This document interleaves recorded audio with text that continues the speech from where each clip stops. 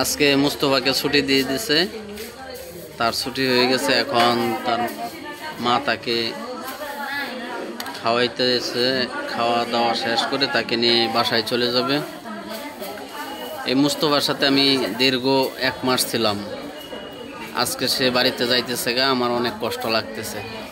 তারপরেও কি আর করব, ছুটি হয়ে গেছে, তাকে তো বিদায় দিতেই হবে। এই মুস্তফার জন্য সবাই দোয়া করবেন।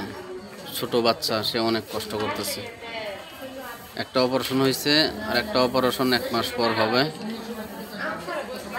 সবাই মুস্তফার জন্য দোয়া করবেন, আর আমার জন্য দোয়া করবেন। আমি তো দীর্ঘদিন ধরে ময়মনসিংহ মেডিকেল কলেজ হাসপাতালে আছি, আপনারা অনেকেই জানেন।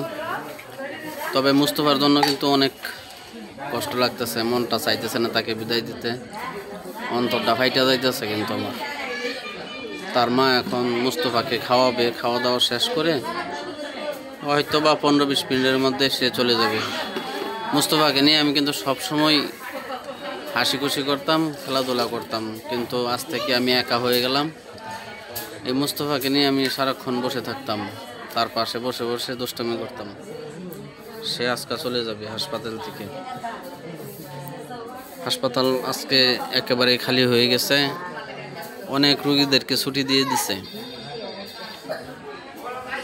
পুরাতনের মধ্যে আমি আরেকজন আছে, ওই সিটটাতে দেখতেছেন, উনি গেছে বাহিরে পরীক্ষার জন্য। আজ থেকে আমি একা হয়ে গেলাম। পুরাতনের মধ্যে আমি শুধু একা, আর সবাই চলে গেছে। সবাই মুস্তফার জন্য দোয়া করবেন, যেন বাচ্চাটা দ্রুত সুস্থ হয়। আল্লাহ পাকের ইচ্ছা তাকে দ্রুত সুস্থ করেও দিতে পারে। সবাইকে অনেক অনেক ধন্যবাদ এতক্ষণ ভিডিওটা দেখার জন্য। আসসালামু আলাইকুম রহমতুল্লাহি ওয়া বারাকাতুহু।